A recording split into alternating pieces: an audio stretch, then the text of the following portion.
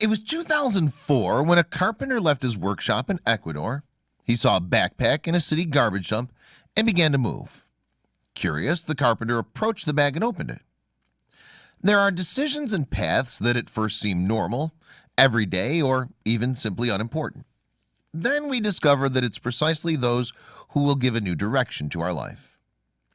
When Rachel Van Eerden and her husband Eddie embarked on a mission to help people living with needs in Ecuador, they didn't know that this trip would change their lives forever. They got to work in a community that lived in the dump of the city of Quito. It was in the same place, the municipal garbage dump, where months ago a moving garbage bag had impacted a local carpenter.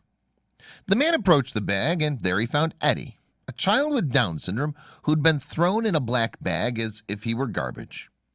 His mother rejected him and threw him away as if he were something useless or damaged.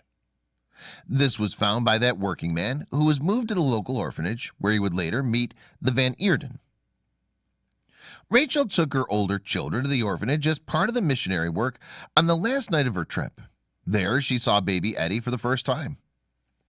From the moment she cradled him in her arms and he looked at her with his big beautiful eyes, she knew she loved him.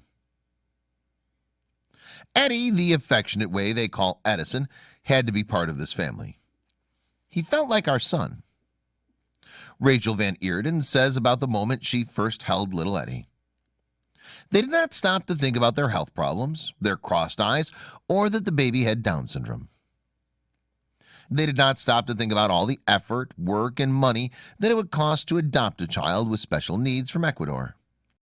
They didn't stop to think that they already had 10 biological children and that maybe they didn't need more. She and her husband, Jim, knew that Eddie was destined to be with them. For us, it was love at first sight, Rachel says with tears in her eyes. The Van Eerden family remembers the effort necessary to finally be able to adopt Eddie. It took 3 trips to Ecuador and 5 years of effort, but they never gave in to their determination to make Eddie a member of their family. Eddie, when he was just a baby, reading books at the orphanage in Ecuador. Thanks for watching. Please like and share the video in social networks. We'll be right back to you as fast as we can.